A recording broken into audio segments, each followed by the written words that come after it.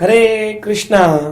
तो हमारे श्रीमद् भागवतम के इस भागवत प्रभा में आपका स्वागत है। आज हम चर्चा कर रहे हैं श्रीमद् भागवत के चतुर्स्कंद के 8वें अध्याय के अंदर, जहां पर हम एक नए चरित्र में प्रवेश करेंगे।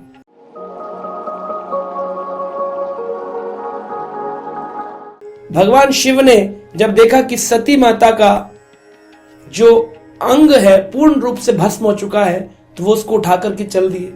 और भगवान विष्णु ने शिव के क्रोध को शांत करने के लिए उनके शरीर के अंग को छिन्न भिन्न कर दिया, जिससे 51 टुकड़े हुए और उन 51 टुकड़ों से पूरी भारत भूमि पर 51 शक्ति पीठों की स्थापना हुई। जहां नैन गिरे नैना देवी, जहां जीव गिरी ज्वाला देवी, ऐसे अन्य अन्य स्थानों पर अन्य अन्य नाम पड़ गए। इस चर्चा को करने के बाद मैत्रेय मुनि विदुर महाराज को एक नए प्रसंग में प्रवेश कराते हैं और कहते हैं कि मनु महाराज के, स्वयंभू मनु के पुत्रियों की चर्चा हमने करी, अब पुत्र की चर्चा करते हैं। उत्तानपाद और प्रियव्रत नाम के 2 पुत्र हुए, शत्रुपा और मनु से। तो ये जो उत्तानपाद थे, इनकी 2 पत्नियां थीं, जिनके नाम थे सुरुचि और सुनीति। सुरुचि रुचि पूर्वक काम किया करती थी और सुनीति नीति पूर्वक काम करती थी।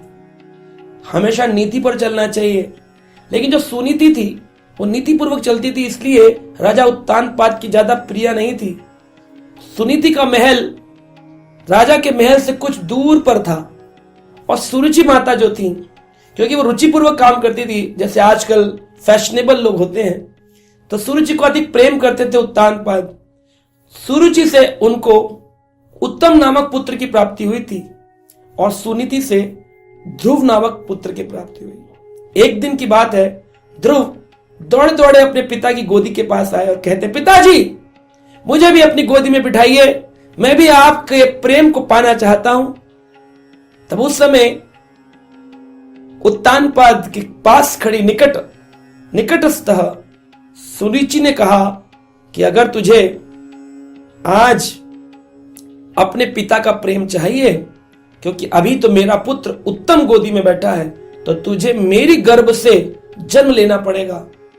अभी तो तू जा भगवान से प्रार्थना कर, अगले जन्म में देखेंगे, अगर तू मेरी गर्भ से आया तो अपने पिता के प्रेम को पाएगा। जैसे राजा तेरी मां को प्रेम नहीं करते, तुझे भी प्रेम नहीं मिलेगा, चला जा।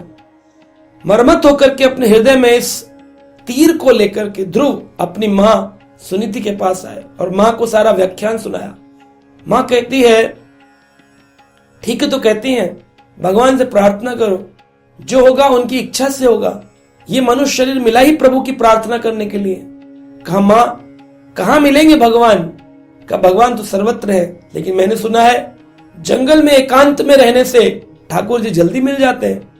ध्रुव महाराज, ध्रुव 5 साल के छोटे से बालक निकल गए जंगल की ओर, और उस जंगल में जाकर के भगवान प्राप्ति के लिए, ये राज्य आज भी है, कानपुर के पास बिठूर एक जगह है, वहां पर आज भी उत्तानपाद का महल है, सतयुग का महल उत्तानपाद राजा का। उसके किनारे गंगा जी बहुत सुंदर बहती हैं। तो उत्तानपाद राजा के उस महल से निकलकर बिठूर से जंगल की ओर ध्रुव जा रहे थे, तभी भगवान के परम भक्त नारद मुनि प्रवेश करते। नारद जी ने कहा, ए छोटे बालक, कहां जा रहे हो? डर नहीं लगता? पशु खा जाएंगे? कहते, नहीं नारद जी, मैं भगवत प्राप्ति के लिए जा रहा हूं। इस उम्र में भगवत प्राप्ति? 5 साल के बच्चे भगवान मिलेंगे, तुम्हें मजाक करते हो? अरे अभी तो तुम्हारी खेलने की उम्र है, खाने की उम्र है, घूमने की उम्र है, भगवान की भक्ति की नहीं। जब ऐसे बोला, ध्रुव दृढ़ थे, बोले नहीं, मुझे अपने पिता उत्तानपाद, उनके पिता मनु, उनके पिता ब्रह्मा से भी बड़ा स्थान चाहिए, परदादा से भी बड़ा स्थान चाहिए। मैं बड़ा आदमी बनना चाहता हूं, भगवान मेरी इच्छा को पूरी करें। नारद जी, आप गुरु बनेंगे मेरे? खारे बड़े तेज बालक हो, मेरी मना करते हुए मुझे गुरु बना लिया, आप मुझसे शिक्षा चाहते हो? ठीक है, मैं तुम्हें एक मंत्र दूंगा, उस मंत्र का उच्चारण करने से तुम्हें भगवत प्राप्ति होगी। तो देखिए गुरु की कितनी आवश्यकता है। आज लोग कहते हैं भगवान मूर्ति खरीद लाएंगे घर में, गुरु की क्या आवश्यकता है। हारमोनियम सीखना हो तो गुरु चाहिए, बैडमिंटन सीखना हो तो गुरु चाहिए, फाइटिंग सीखनी हो तो गुरु चाहिए, है ना, ड्राइविंग सीखनी हो तो गुरु चाहिए, मैथ्स केमिस्ट्री फिजिक्स सीखना हो तो गुरु चाहिए, आजकल तो वीडियो बनाना हो तो भी गुरु चाहिए जी। लेकिन भगवत प्राप्ति के लिए सारा समाज कहता जी गुरु की कोई जरूरत नहीं है, भगवान तो सबके है तो सबके, पर मिलते किसको है, जिनके गुरु उनके साथ होते हैं।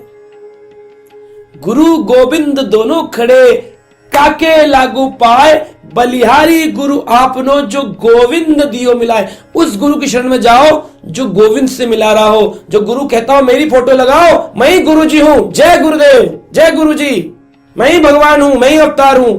ऐसे पाखंडी से बच के रहना चाहिए। जो गोविंद से मिला है, भगवान से मिला है, कृष्ण से मिला है, वह गुरु सच्चा गुरु होता है। नारद जी ने कहा तुम जाओ और जाकर के वृंदावन के पास एक वन है, उसका नाम है मधुवन। तुम्हारा श्लोक है आज का 42 नंबर। बहुत सुंदर बात नारद जी कह रहे हैं। तत्तत्ता गच्छा भद्रम ते यमुनायस्तटं शुचिः पुण्यम मधुवनम यत्र सन्निधाम नित्यता हरि। तत्तत् गच्छा, अभी चले जाओ। कहां जाओ? यमुनस्तटः, यमुना के किनारे एक पवित्र पुण्यम मधुवनम, एक पुण्य वन है, उसका नाम है मधुवन। यत्र सानिध्यम नित्यदा हरि, जहां पर तुम्हें नित्य हरि का सानिध्य प्राप्त होगा। आज भी मधुवन एक ऐसा वन है जिसमें चारों युगों में भगवान आए। सतयुग में ध्रुव के लिए भगवान आए, आज भी एक टीला, उसका नाम है ध्रुव टीला। सतयुग में ध्रुव के लिए भगवान आए। त्रेता युग में भगवान राम के भाई शत्रुघ्न वहां पर राक्षस का वध किया, लावणासुर का। आज भी गुफा है लावणासुर की गुफा, और एक मंदिर है शत्रुघ्न श्रुति कीर्ति मंदिर। शत्रुघ्न महाराज वहां के राजा थे मधुवन के। और द्वापर काल में स्वयं साक्षात श्याम सुंदर हरि भगवान नृत्य करते हैं। निकुंज में भी राधे, मधुवन में भी श्री राधे, राधे राधे राधे, मधुवन में भी श्री राधे। तो निकुंज में, मधुवन में राधा रानी कृष्ण लीला करते हैं, यानी कृष्ण स्वयं द्वापर काल में। और कलयुग में स्वयं श्री चैतन्य महाप्रभु, कलयुग अवतारी भगवान, अपने चरणों को लेकर के भ्रमण करते हुए 12 वनों की परिक्रमा जब कर रहे थे, मधुवन में गए और भगवान ने उत्कट अभिलाषा के साथ कीर्तन किया, हरि बोल हरि बोल हरि बोल हरि बोल हरि बोल हरि बोल। आज भी वहां पर भगवान चैतन्य के चरण चिन्ह आपको मिलेंगे। तट के किनारे, सरोवरों के किनारे भगवान के चरण चिन्ह। चैतन्य महाप्रभु के बड़े बड़े पैर थे, बड़ा लंबा शरीर था।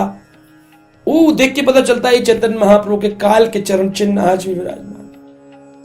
ऐसे स्थान पर भेजा गया, यानी कि भागवत हमें दिशा दिखाती है कि भजन करने के लिए गुरु की आवश्यकता है, मंत्र की आवश्यकता है, और एक अच्छे जगह। आप ऐसे ही गंदगी में भजन नहीं कर सकते, शुद्ध वातावरण हो तब आप भजन कर सकते।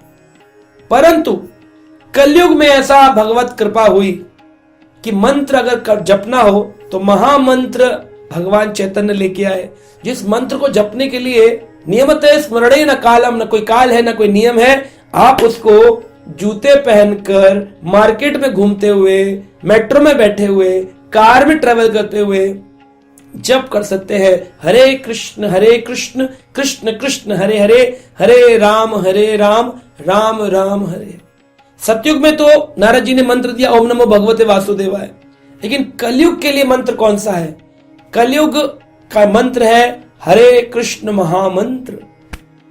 तो जैसे सतयुग की क्रिया अलग थी, त्रेता की क्रिया अलग थी, द्वापर की क्रिया अलग है, तो कलयुग की क्रिया अलग है। कलयुग में लोग सतयुग की तरह जीवन नहीं जीते हैं, पिताश्री माताश्री नहीं बोलते हैं। द्वापर काल की तरह लोग वनों में भ्रमण नहीं करते हैं, तीर चलाना नहीं सीखते हैं। तो जिस प्रकार से युगों के परिवर्तन होने पर विधियों में परिवर्तन होते हैं, तो कलयुग के लिए स्पेशल मंत्र है हरे कृष्ण महामंत्र, जिसे आप किसी भी अवस्था में कहीं पर भी जप सकते हैं। लेकिन इसका एक ही नियम है, ध्यान से जपना है। जब भी जपे अपने ध्यान से भगवत नाम पर ध्यान लगाएं, हरे कृष्ण कृष्ण कृष्ण हरे हरे, हरे राम राम राम हरे। ध्रुव ने जैसे सतयुग में ओम नमो भगवताय वासुदेवाय, ओम नमो भगवते वासुदेवाय, सतयुग में जैसे ध्रुव ने ओम नमो भगवते वासुदेवाय मंत्र कहकर हरि को प्राप्त किया, कलयुग में आप इस हरे कृष्ण महामंत्र के माध्यम से भगवान हरि को प्रसन्न भी कर सकते हैं और उन्हें प्राप्त भी कर सकते हैं। ध्रुव ने आगे क्या किया, ध्रुव को कैसे भगवान मिले, इसकी चर्चा होगी हमारे अगले एपिसोड में। तब तक के लिए हरे कृष्णा।